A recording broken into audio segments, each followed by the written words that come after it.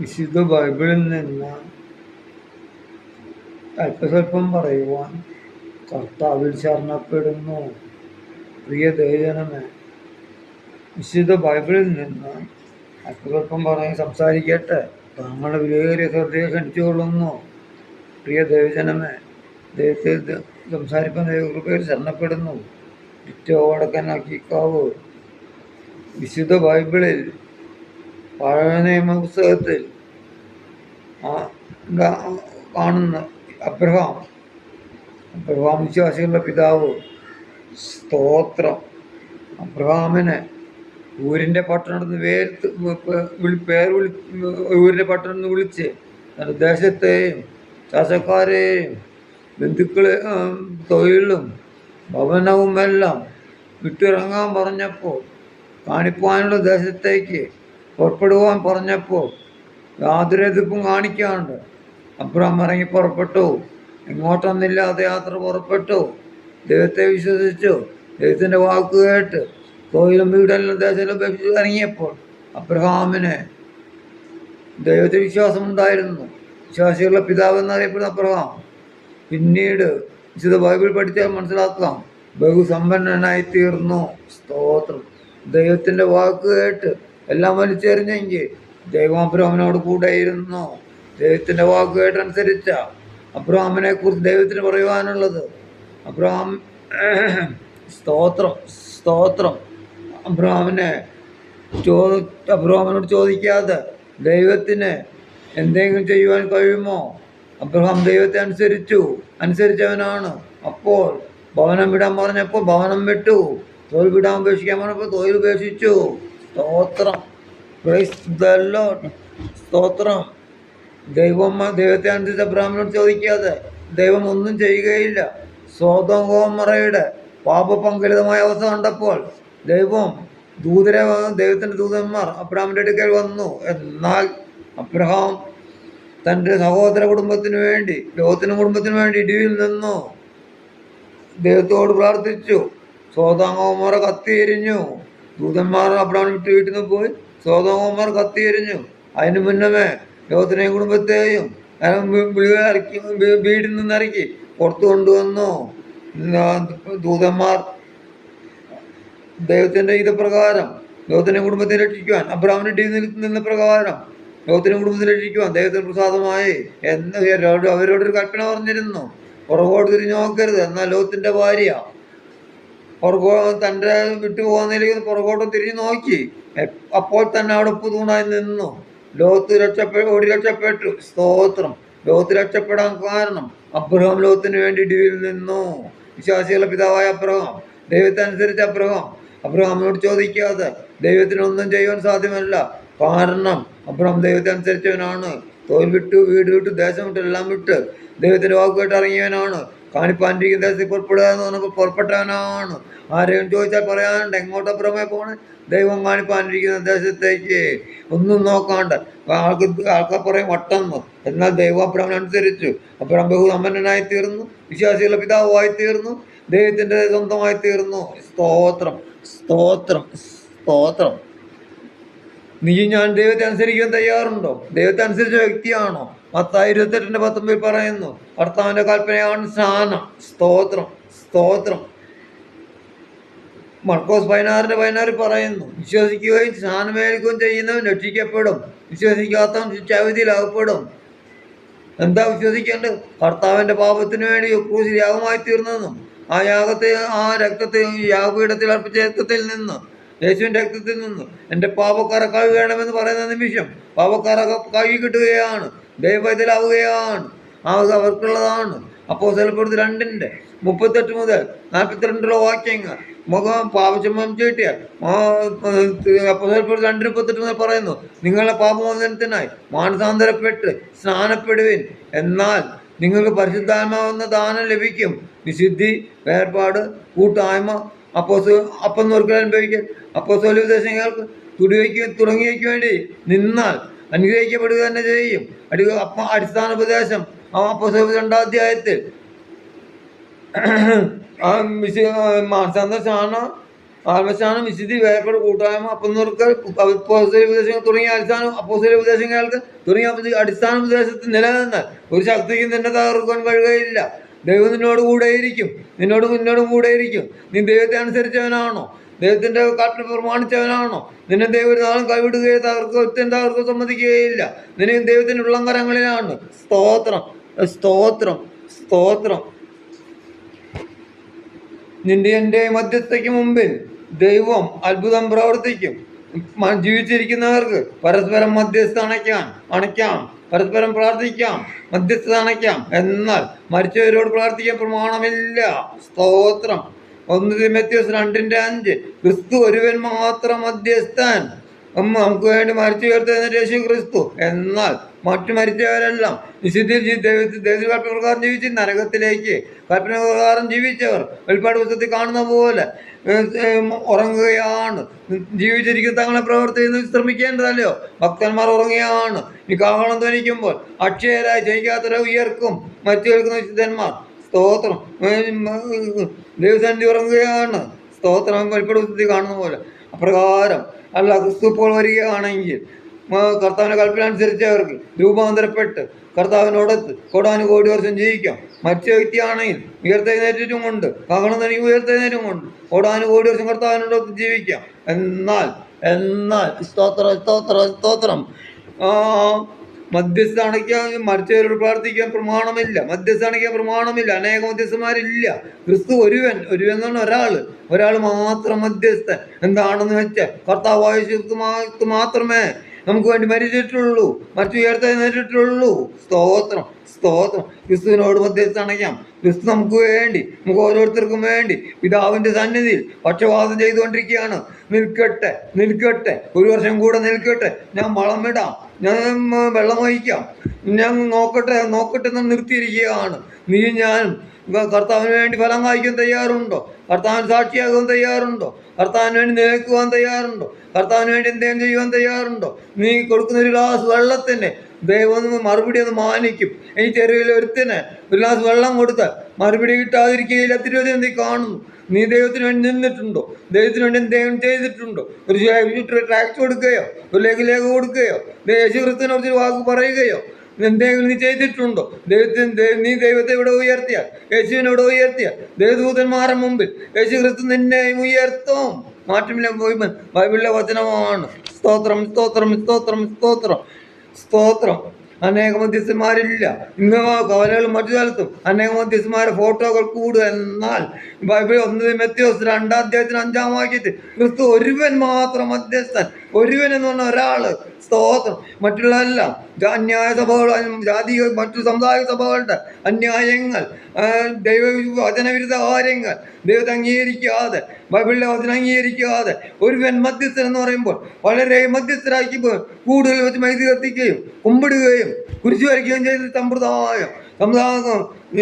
സമുദായത്തിൽ നിന്ന് ജനം സമ്പ്രദായം തുടരുമ്പോൾ വന്നിരിക്കുന്ന കൂടിനെ ബിംബത്തിൽ വന്നിരിക്കുന്ന സ്വഭാവം കാണുമ്പോൾ ദൈവത്തിൽ നിന്ന് വേർപെട്ട ജനം, വിശുദ്ധ ജനം സമുദായിക സഭയിൽ കാണുന്ന പോലെ സമുദായ സഭകളിൽ അന്യായങ്ങൾ, വചനവിരുദ്ധ കാര്യങ്ങൾ, ആ കാര്യങ്ങൾക്കെതിരെ സംസാരിക്കുവാൻ കർത്താവായിട്ടിനെ ബലപ്പെടുത്തിയതിനെ ഓർത്ത്, നിലനിർത്തിയതിനെ ഓർത്ത് ദൈവത്തെ സ്തുതിക്കുകയാണ്, വന്ദിക്കുകയാണ്, വാഴ്ത്തുകയാണ്.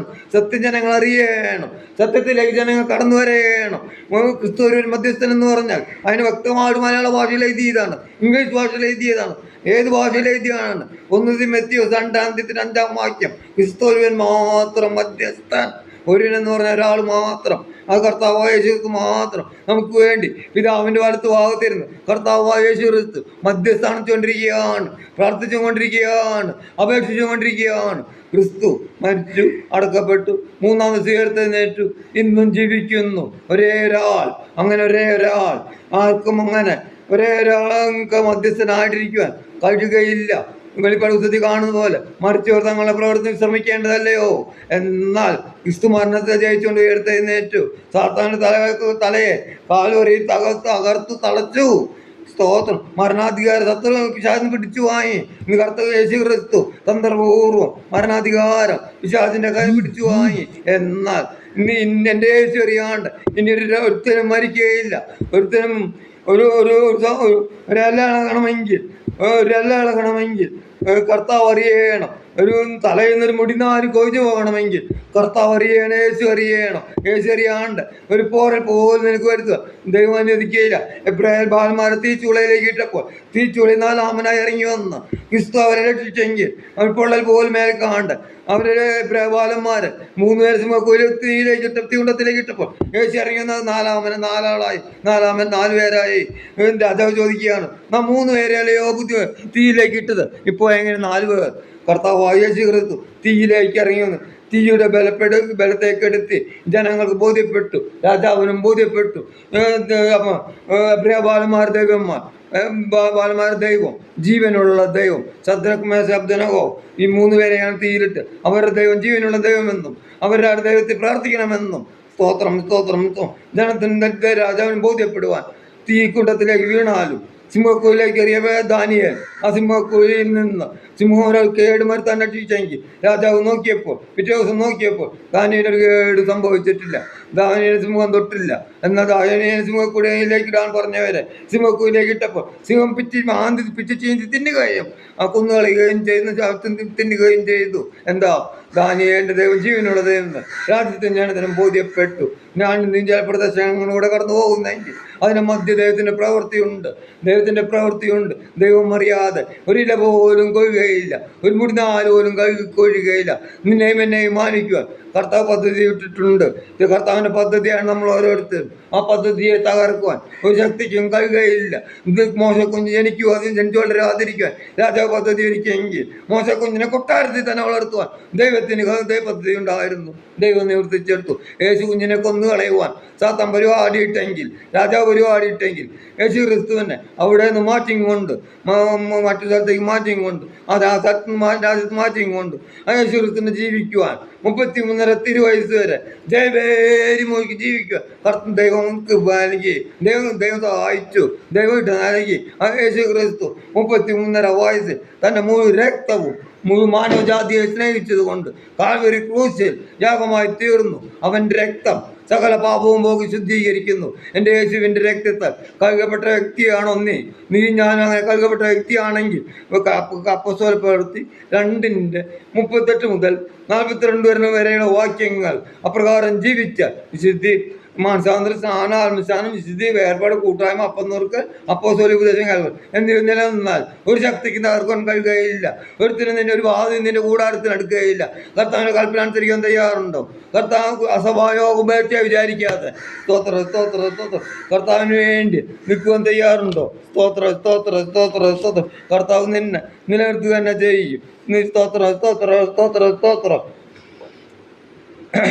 ഇവിടെ മരിച്ചാലും ഈ നിമിഷം മരിച്ചാലും ഉറങ്ങുകയാണ്. കാഹളം ധ്വനിക്കും, ഉയർത്തെഴുന്നേൽക്കും. കോടാനുകോടി വർഷം കർത്താവിനോടൊത്ത് വിശുദ്ധരോടൊത്ത് ദൂതന്മാരോടൊത്ത് ജീവിക്കാം. അല്ല, ഇവിടെ വിശുദ്ധ നയിക്കാൻ തയ്യാറാണ്. ഇവിടെയൊക്കെ കർത്താവിന്റെ കൽപ്പനകൾ അനുസരിക്കാൻ തയ്യാറായില്ലെങ്കിൽ നിത്യ നരകത്തിലേക്ക് കോടാനുകോടി വർഷം നരകത്തിൽ ജീവിക്കേണ്ടി വരും. സ്തോത്രം. മർക്കോസ് 16:16 വിശ്വസിക്ക് സ്നാനം എടുക്കുകയും ചെയ്യുന്നത് രക്ഷിക്കപ്പെടും. വിശ്വസിക്കാനുള്ള പ്രായമായ 3 മാസമായ കുട്ടിക്കല്ല, വിശ്വസിക്കാനുള്ള പ്രായമാകണം.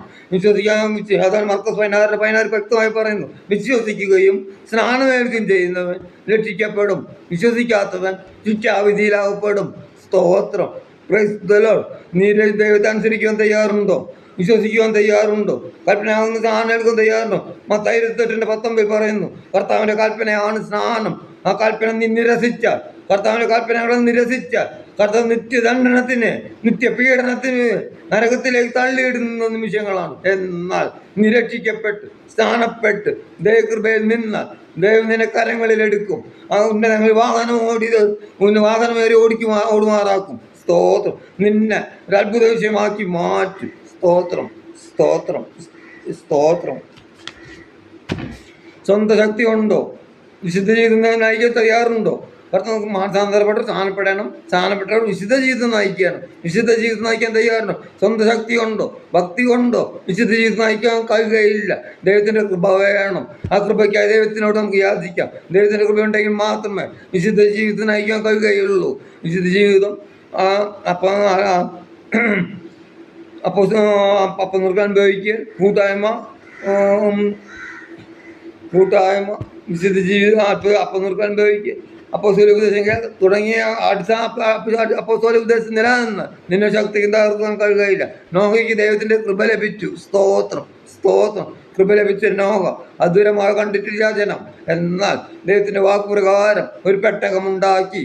ആ പെട്ടകത്തിൽ 120 വർഷം നോഹ പ്രസംഗിച്ചു കൊണ്ട് നടന്നു. ഒരുത്തനും മാനസാന്തരപ്പെട്ടില്ല. എന്നാൽ വെള്ളം വന്ന് മുങ്ങി എല്ലാവരും നശിച്ചു പോയപ്പോൾ പെട്ടകത്തിൽ കയറിയ നോഹയും കുടുംബവും രക്ഷപ്പെട്ടു.